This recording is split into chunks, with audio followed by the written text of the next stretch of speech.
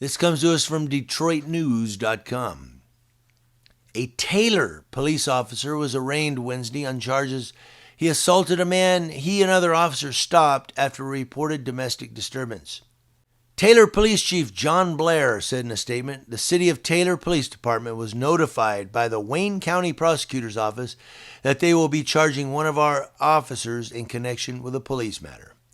The officer has been placed on unpaid administrative leave pending the outcome of the criminal case. Well, good evening, Deb. And it all started with a police pullover between that police officer and that victim. Here's what happened. Judge, we would just ask that any bond be set with the condition of no contact with the complainant in this case. Wednesday, 23-year-old Taylor police officer Tyler Peak told a judge he was not guilty. Officer Peak is charged with misconduct in office for committing an assault and battery on April 1st, 2020.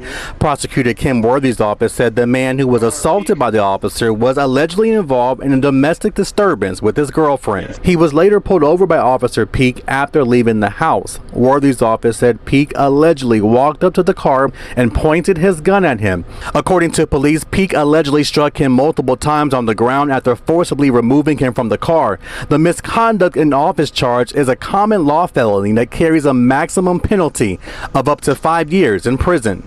The assault and battery charge is a misdemeanor. Video from several Taylor police officers' body cameras showing them swarming a suspect in his vehicle after being pulled over in the parking lot of a gas station April 1st, 2020. Then one officer punches the man in the car. And his hands were up. Todd Perkins is the man's attorney. His client apparently had a fight with his girlfriend about 1:30 a.m.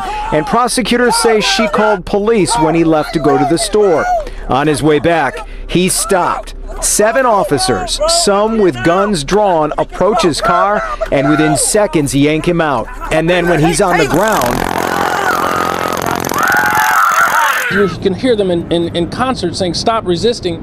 How is he resisting when there are numerous officers who have, your arms, your legs?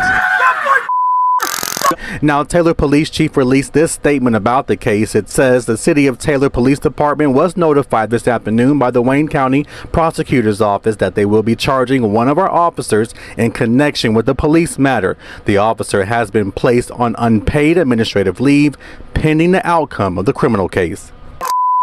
the officer who allegedly threw the punch, 23-year-old Tyler Peak, is the one who was arraigned Wednesday for misconduct in office. Karen, not only was that video strong enough to land a police officer behind bars, the man behind the wheel during his preliminary exam last year, when the judge saw this, it was enough for him to dismiss the resisting arrest charges. You know, Taylor, like I said, they get a little asterisk by their name because I think that they're extra special in their negative treatment towards African Americans.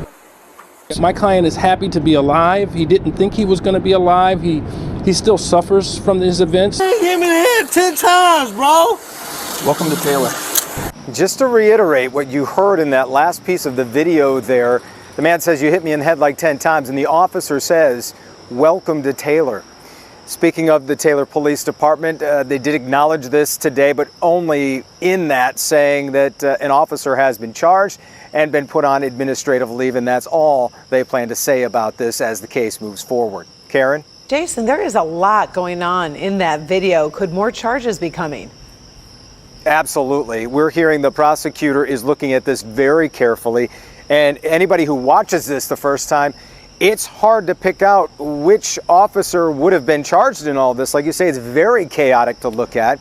So that's happening, and I'm told there could be something related to the preliminary exam that also happened last year. So there's a lot to keep track of, and we will do just that. Back to you. All right. Thank you, Jason.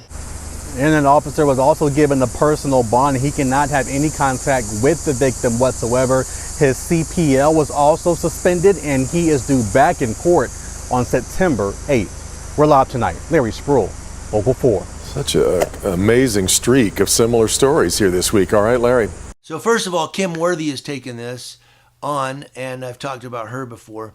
Any of you from Wayne County or the state of Michigan, what do you think of Kim Worthy? Because it seems like, and I just know her from the editorials I've done, it seems that Kim Worthy is not taking any crap from law enforcement. Like she sees a cop do wrong, she's putting her foot up his ass. I don't know, is that political? Or, some of you may see Kim Worthy in the news a lot more than I if you live in Wayne County or if you live in Detroit or if you live in the state of Michigan. But it seems like Kim Worthy is an ass kicker. Like she's like, ain't taking it from you. You're going to court, buddy. But here's this cop who, now again, something that happened last year, early 2020, and now here he's been arraigned. Why? Because there's body camera footage. Because the guy filed a lawsuit. Not because something bad happened back in 2020, because they would have investigated it back then. Now he's on unpaid suspension. What about in 2020 when it happened? Why does this guy have to wait for over a year for justice to start rolling? Well, you don't understand, Leo. The justice system, it takes time. Yeah, but it's always coincidental, and it's just humorously. I said funnily. It's humorously, that was funnily humorous that I said funnily. No, it's humorously coincidental, however way you look at humor, that justice system seems to take time, but starts rolling when the video is released or when the person files a lawsuit. Well, it takes time, How come it always starts, they get arraigned when the video is released, or they get arraigned when the person files a civil lawsuit? Is that just part of the justice system? That's just kind of coincidental, like it's all goes together? Or is it because, oh my God, there's a video out. Guys, get that cop in here. He's going to be charged. Guys, they filed a civil lawsuit. Where's the cop? We're going to have to put him on suspension. Yeah, not, okay, now we're going to start the ball rolling. You should have started the ball rolling back when it happened. Well, we don't view every body camera footage, just when there's a cop turns in a report. Well, obviously, we've seen where the cops turn in the reports and hide what actually happened, or they misword it. Well, it wasn't a use of force, it was a citizen incident. Oh, citizen incident. Okay, we don't have to look at that. You should look at every single one. Every single. They ought to have a guy or maybe a crew who's assigned when the cops get off shift, they give their little body camera footage over to a team of reviewers who go in and watch their body camera and just skim through to call the call. You don't have to watch the whole thing. Just on YouTube, same way on YouTube. You get these 11-minute videos of a cop watch, maybe 7 or 6 minutes of it is actual stuff going down. You just kind of scroll through and then you see something, you go, whoa, back it up, right there. What's that? They don't have to watch the whole shift either. The cop gets out of his car, starts his body camera. Well, it's an 8-hour shift, so these guys will have 8 hours to scroll through the video. It's not 8 hours of video.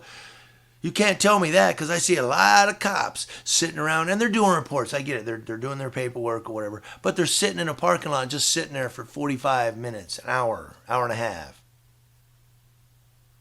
Okay, there's no calls going on. They're not patrolling or what have you. There's no body camera. Unless they're sitting there with their body camera out the windshield while they're doing their report. Scroll through it. But these body-worn cameras are there for a reason. They're not there so just in case the cop turns in a report that there was an use of force. Oh, wait, let's look at that body camera footage. The body camera footage is there so you can look at it all the time, not just when there might be an incident. And the citizen says there was an incident. And you say, well, no, he put on his report that it was just a regular arrest. And then the body camera the footage surfaces 2 years later, and you find out they beat the shit out of a guy, and he's got blood running down his face. Well, the cop put on the report it was just a simple misdemeanor arrest. Well, of course he did. He's not going to say, I beat the crap out of somebody, and I knocked his ass out. Mm-hmm. There you go. It's on body camera, so it's good. He's not going to put that in his report. He's going to put, I arrested a guy for a misdemeanor.